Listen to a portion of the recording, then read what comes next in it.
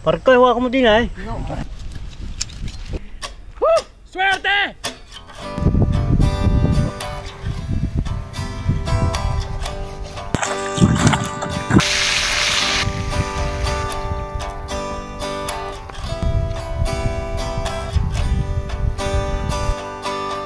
Limang kilo na huli ko. 5 kilohin ito. Pinutol ko na sa kanila na yung bandang pusod pababa. Masarap ito. Kuhin natin. Marami nagre-request. Tuwing makakahuli ako ng igat, ang gusto nila, ginatan. Masarap naman talaga ang ginatan. Madobo sa gata, lalo na yung pinapatuyo. Pero isa pa sa masarap na luto sa igat, sinampalugan. May mga hinanda nga pala ako dito. Ito, gagawin natin, isisigang natin, lalagyan natin ng mga bunga ng sampalok. Lalagyan ko rin itong bulaklak at yung may usbong. Luya. Simpleng luto lang ito, mabilisan lang ito. Gigisa natin. Tapos, siguro kalahati lang. 1, 2, 3, 4, 5, 6, 7. 12 slice lahat ito. Napakarami. Hindi na makakayang ubusin ito. Mga pala yung baluta ko, yung kanyang lagayan ng pagkain. Masarap daw ito eh. So nilinis ko na, kinahid ko na. At meron pang atay. So, hiwain ko muna, pero pinakamasarap dito, piprituhin muna natin. Pag pinrito mo, lahat ng klase ng isda, bago mo lutuin, bago mo isigang, mas masarap. Limang hiwa lahat ito. Lalamasin muna natin sa asin. Pantanggal ng lansa. Lalamasin natin sa asin. Kanina tinanggalan na natin ito ng kani. Yung kanyang tawag doon, yung pinakalansa niya sa balat. Tapos halagyan natin ng asin. Lagyan pa natin ng konting suka. Suka kasi patanggal din ng ano yun. Lansa. Bago natin naanlawan, tapos ito piprituhin natin. Pagka prito, doon pa lang tayo magsisimulang sigang.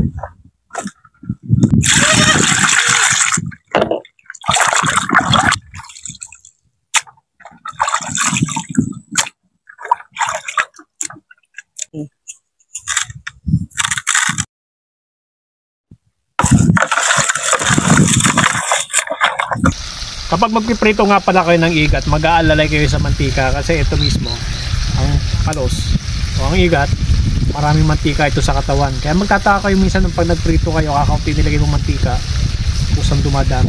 Ang ginamit ko nga palang mantika, piniprituhan ko kanina ng isda. Eh pareho naman silang isda, kaya para makatipid tayo, isang mantika na lang.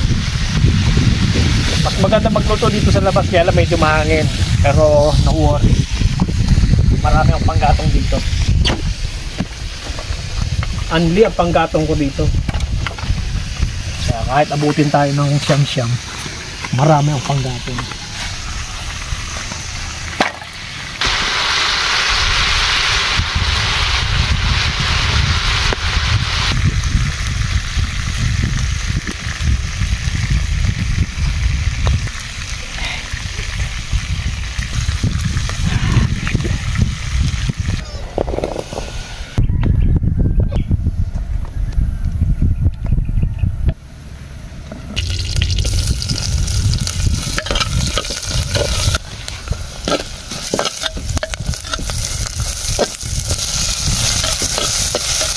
Okay.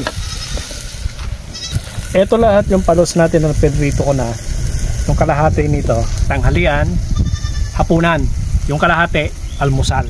Unahin natin yung mga ulo. Masarap itong ulo na gawing pang sigang. Oops.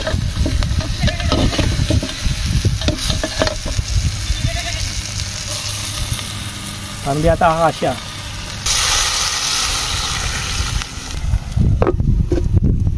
Ito na yung kanyang yung balon-balunan. Tapos yung atay. Ayun yung atay.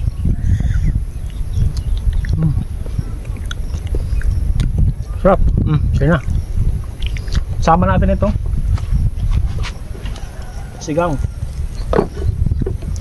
Ang palos, ito yung may natural na omega 3, langis o sebo na very healthy sa ating katawan. At dahil mabilisan nga ang luto natin, wala tayong hinalong anumang gulay, kundi ito, bulaklak na sampalok, sinungkit ko, pintas ko lang dyan sa kapitbahay. Pero salt na yan, masarap yan.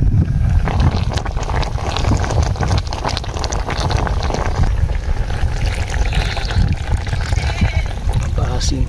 Marami nga pala ako nilagyan na luya dito para mawala talaga yung kanyang lansa.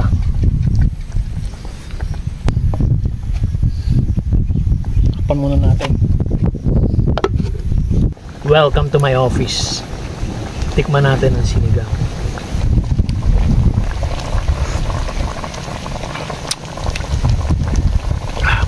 Sarap. Kain na tayo. Wow, sarap nito.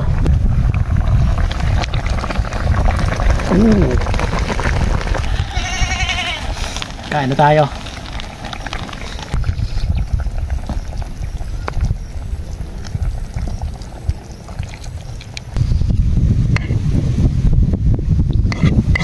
Kulang ito, nagdagang ko pa.